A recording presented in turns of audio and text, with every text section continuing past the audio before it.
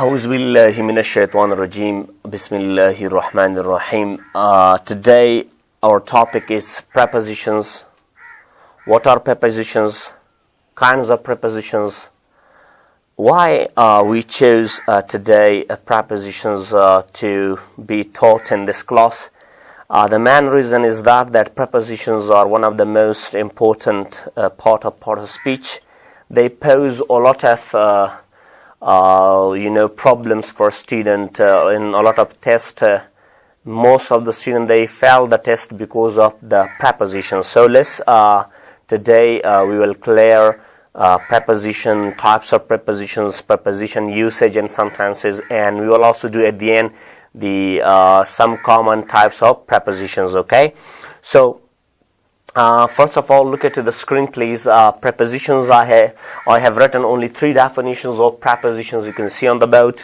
First one definition is a word that is used to show the position of a noun or pronoun is called preposition, or a word that is used to show the relationship of a noun or pronoun with the rest of a sentence. That is also one definition. And a word which says where one physical thing is located in relation to another. So these are 3 definitions. We are gonna explain them in a very detail. Okay. So first of all, the first definition on the screen, which you can see, is a word that is used to show the position of a noun or pronoun is called preposition. It means that preposition tells us about the place of a noun or pronoun, that where something exists. That's the one definition. And second is a word that is used to show the relationship of a noun or pronoun with the rest of a sentence. This definition is quite linguistic, I say that, because here in some cases prepositions, they don't show only the position, but they show some imaginative type of relationship or abstract type of relationship. So therefore you will say that prepositions are words which show the relationship of a noun or pronoun with the rest of a words or with the rest of a sentence. So, but the third word definition on the screen, which is the last one, a word which says where a physical thing is located in relation to another thing. It means here we talk about physical objects. The preposition tells us that where the physical objects lies or where they exist in relation to other physical objects. Okay, so look at the screen now. I have given a lot of example. So the first one example is the book is on the table. Now when you say the book is on the table, it's quite clear for us. The book is on the table. So here this on, which I have given a red color to it, this on shows us that the book lies on the table. So this on shows the position of the book with relation to the table. And second one example is he is at home. When I say he is at home, here it shows us that where is he? He is at home. This it shows the position of a pronoun with relation to the home, or what's the relationship of the book with the table, or what's the relationship of he with the home. So these all are physical thing. Okay, so home is not physical. We will discuss them later on in later classes. Okay, now there is another one. There is a candle on the table. If I say there is a candle on the table, and if I say there is a candle on the table, so on, again we have used here on, and on shows the candle position with relation to the table. So for example, we say that where is the candle? The candle is on the table. So here the candle position is shown by the on. Okay, and it also shows that what is the relationship of candle with the table. Okay, so now the last one example is quite easy. That is someone is at the door. Now here we talk about that someone is standing there at the door. This it shows that where that someone person is unknown person, we don't know, but still it shows the position of that unknown person. We say someone is the door, someone is at the door, so this at shows the position. So this is a preposition. So these were the example of prepositions. Now we will go ahead, okay? So remember, prepositions work in sentences. Now prepositions work with a subject and with a landmark. These two things are very much important. You can look at the screen. We have a subject and a landmark. What is a subject actually? Subject is the thing, the person, or the object which is located by the preposition. The preposition tells us that where is that thing or where is that person. So that is called subject. We don't talk about the subject of the sentence like a person who does something in a sentence, a person or a thing who is being a thing which is being discussed in a sentence. I'm not talking about that one, subject. It is a subject. Here is a thing or a person, or it can be an object which is located by the prepositions. Okay, and the landmark, now we are going to explain that in very detail. And most of the time prepositions shows us in a sentence the place, the time, and also the pathway. We will explain them in a very detail later on, okay? So, now, prepositions kinds. Preposition kinds according to uses, and preposition kinds according to structures. Remember, there are two kinds of prepositions. Preposition will be divided into two types. Prepositions according to uses, how they are used in sentences, right? And prepositions according to structures, it means the morpheme of it, or the pragmatics of it, or the syntax of it, okay? So according to structure we will discuss also, and according to uses in a sentence we will discuss them, okay? And remember again, I've already given in the screen that most of the time prepositions talks about place, preposition talks about time, and preposition talks about pathway.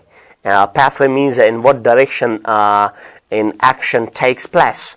So now prepositions according to structures, and we are going to explain them. Preposition according to structures. According to structures we have four types of prepositions. The first one is sample preposition, you can see on the screen. Sample preposition. The second one is dual preposition, and the third word is compound preposition, and the fourth word is participle preposition. Now, sample preposition, dual preposition, compound preposition, and participle prepositions. We will do them in detail, right?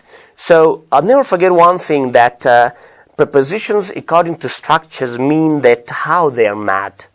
Or they simple, or they compound, or they dual, or they participle. So, now according to structures, we will discuss them in detail, okay? So, now, according to, look at on the screen, now preposition according to uses. Now, according to uses, there are some clashes between the writers of the English language. Some say, some divide them into three types. The first one is the starter preposition according to uses in the sentences. Okay, so some of the grammarian, they divide them into starter preposition and dynamic preposition and dual preposition.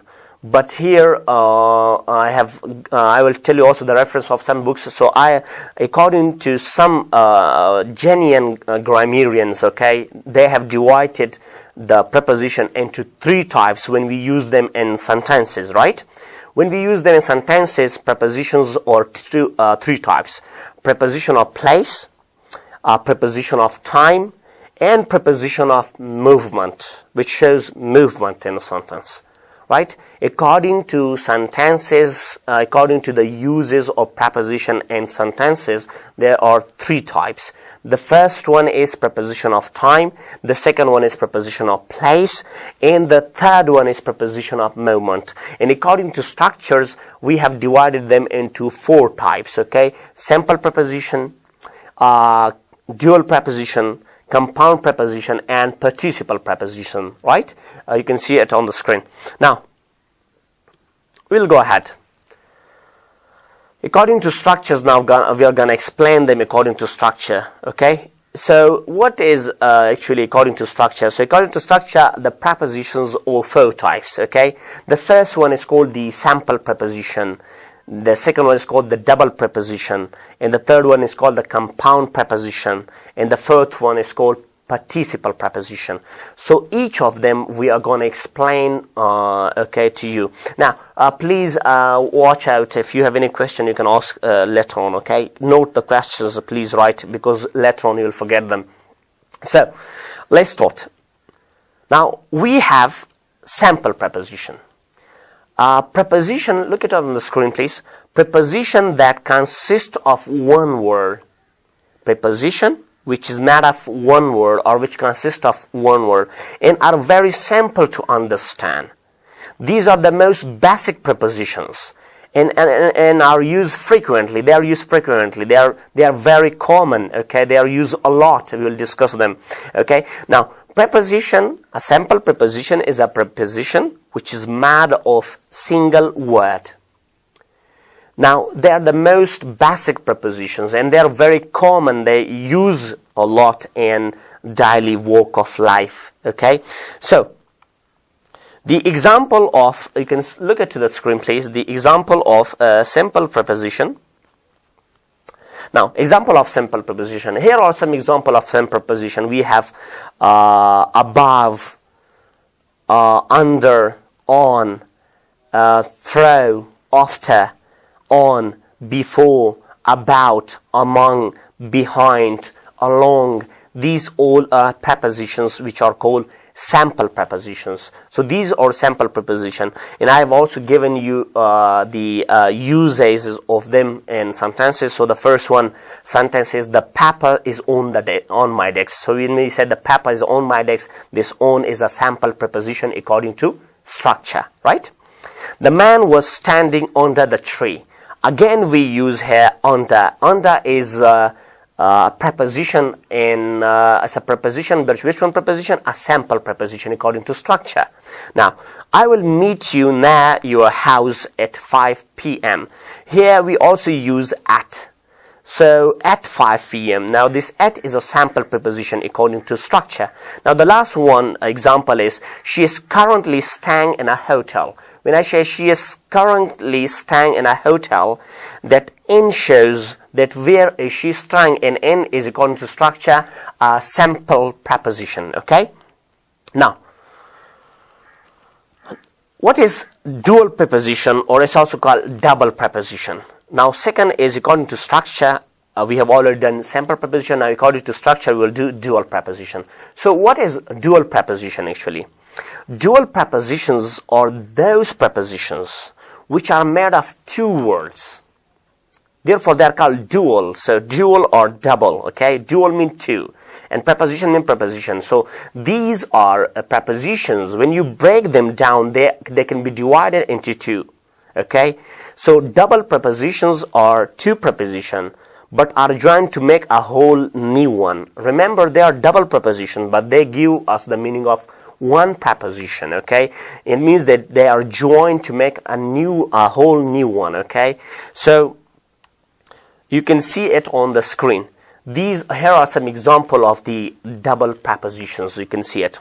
Okay, double prepositions, remember one thing, that double preposition, when we divide them, they can be divided into two sample prepositions.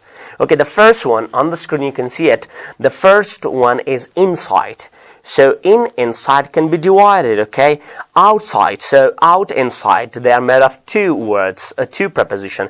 Into, so when you divide it, so in and two are two simple prepositions. They combine and they make a new one, okay? So these are called into, onto, open, up to, within, without, and amid. These are prepositions which are called dual prepositions or double prepositions. Why they are called dual prepositions? Because they are made of two prepositions. Okay, therefore they are called double prepositions. Now, example I have used in sentences. Look at, outside the house lies a beautiful garden. So outside is a preposition which is called a dual preposition according to structure.